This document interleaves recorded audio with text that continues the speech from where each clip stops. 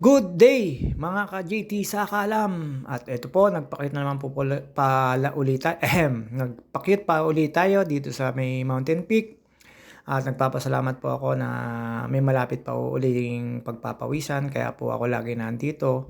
Napakalapit po sa amin. Tapos kung magmamalayo ako ng ride, sobrang init.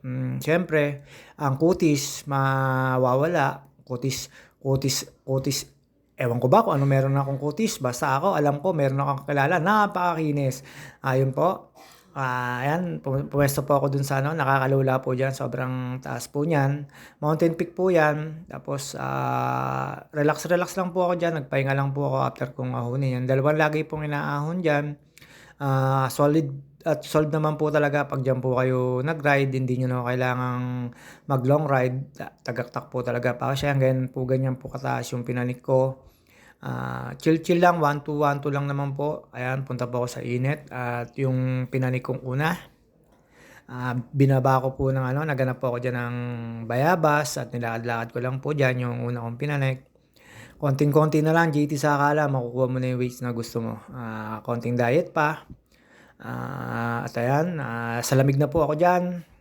Hindi naman po ako nagpapalakas dyan. Basta ang ginagawa ko lang po dyan, papanik lang po ako. Tapos magpapahinga, tatambay, papapawis lang po. Pag pinawisan po, pagkatapos pong tumambay, uwi na po. Hindi naman po kailangan na ulit-ulitin dahil sa unang ahon pa lang at pangalawang ahon mo dyan, medyo papawisan ka na. Yung kinakausap ko si Kuya, yung bantay ng resort. Sabi ko, bakit wala ng bunga? Naaagad daw ng mga mangunguha kasi yung bayabas dyan ay lagi ko nakikita may bunga. At ayan po yung sinasabi ko sa inyong magandang view pagka nandyan kayo sa Mountain Peak. Sobrang nakaka-relax. Minsan napakainit, minsan po malamig. Pero napakalakas po ng hangin dyan nang nakatambay po ako dyan mga ka-JT sa Akalam.